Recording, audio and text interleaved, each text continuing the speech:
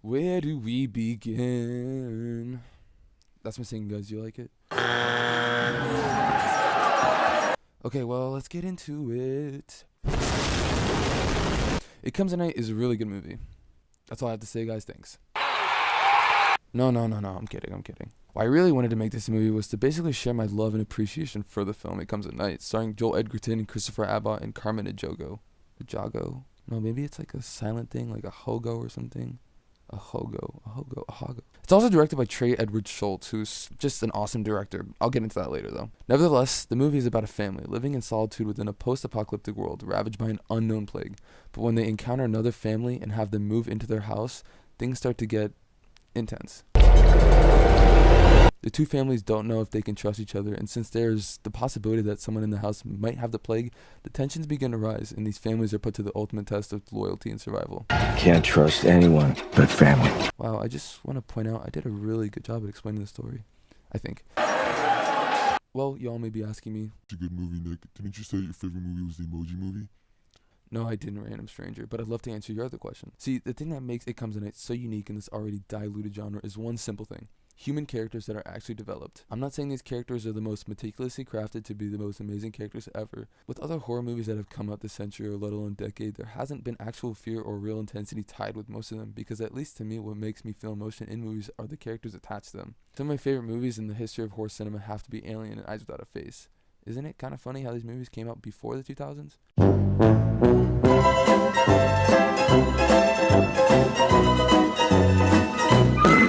But the connection between those movies and Comes at Night is that there are actual likable characters that we empathize with. So when the horror parts actually arrive, it's that much more intense and horrific. Being introduced to the members of these families and seeing how defensive, loving, and caring they are for each other allows us, the audience, to be genuinely invested into them.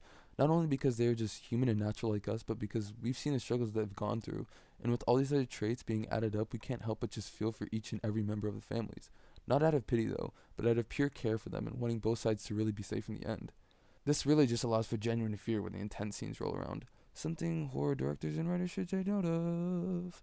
The directing by Schultz also plays hand in hand with all this because the lighting, cinematography, and camera work all really add into how gripping the movie truly is. He manages to establish such a definitive tone with the film, creating a perfect grounded horror style with every shot. Okay, so let's take a scene from a really bad horror movie like Paranormal Activity, The Ghost Dimension, and then It Comes at Night.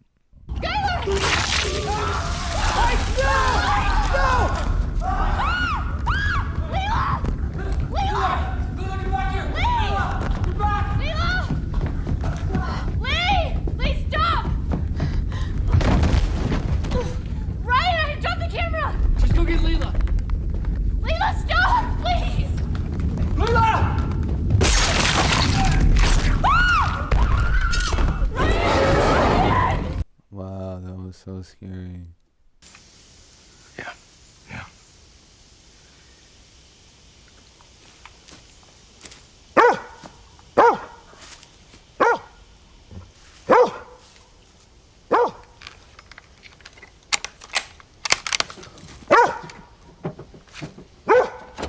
Well, It's okay. Just go inside. You got your gun? Yeah. What's he see?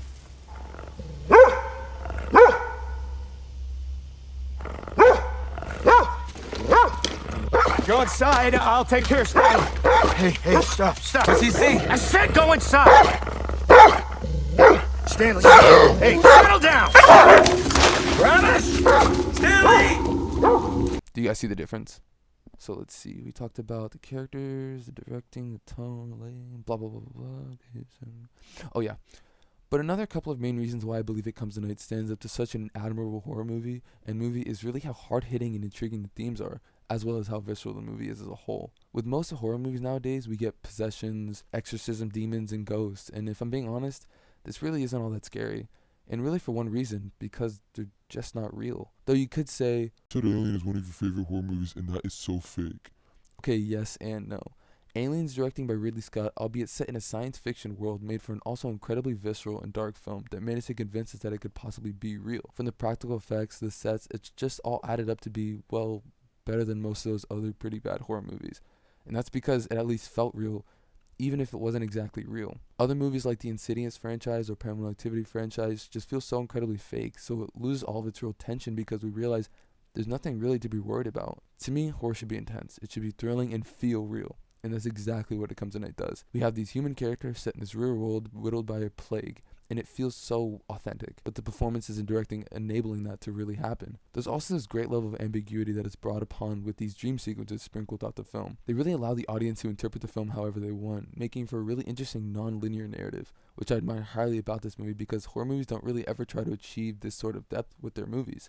This depth that achieves so much conversation is also enhanced by the themes and conflicts because the conflicts are real. The themes are also really poignant, which makes it pretty great. See, the conflicts are very external, some internal as well, as the members of the two families have to not only deal with some unknown force lurking at night, but also each other. Oh, this unknown force lurking at night I mentioned. Yeah, it doesn't exist. Or does it? The movie's called It Comes at Night. Yeah, well guess what? Not all your hopes and dreams can come to life.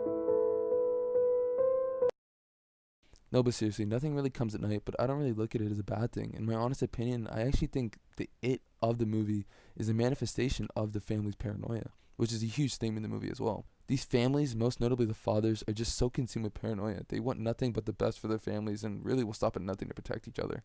But actually, it's kind of beautiful, really, to see the lengths that these fathers and other families will go to in order to protect each other. It's somewhat heartwarming.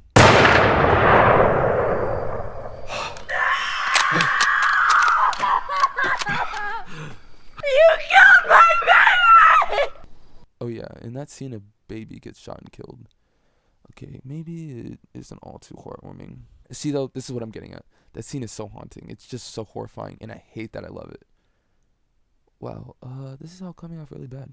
But really, it's crazy to see a scene like this in a movie, and it's resonated with me since I saw it. Something a good movie should accomplish with its audience. To me, this is just truly scary. I know I said the lengths at which these families would go to protect each other was beautiful, but it's simultaneously horrifying, and to me, that's what this movie was all about. There's no big twist or revelation, no big creepy monster or demon. Nothing even comes at night. See, because the true monsters of this movie are the humans. That really is the true horror of this world, making this movie that much more gritty and real. See, we as people can simultaneously be so caring and loving, but also so volatile and, well, monstrous. But what sets this all straight is the ending. After the other family has been killed off, it ends with the son of the main family contracting this plague. And instead of the mother and father wearing a gas mask to protect themselves, they don't. The final shot is the mother and the father sitting next to each other, staring into one another's eyes, waiting to die with each other in the sun. Kind of bittersweet, right? But I love it. And with this ending, it puts the themes and the movie as a whole into fruition. Although this movie doesn't have a monster, the real monsters are the humans because they are truly horrific, at least they can be. But as we've seen in the movie, they can be much more than that. In fact, they can be quite beautiful. Well, thanks for everyone for watching. This is my first video doing this kind of thing, so I know it may not be perfect. It probably sucks. I'm going to definitely try and improve myself though. So yeah, thanks for watching, and I want you guys to put your favorite horror movie or movies in the comments. Okay, bye. Don't come back. Kidding. Not kidding.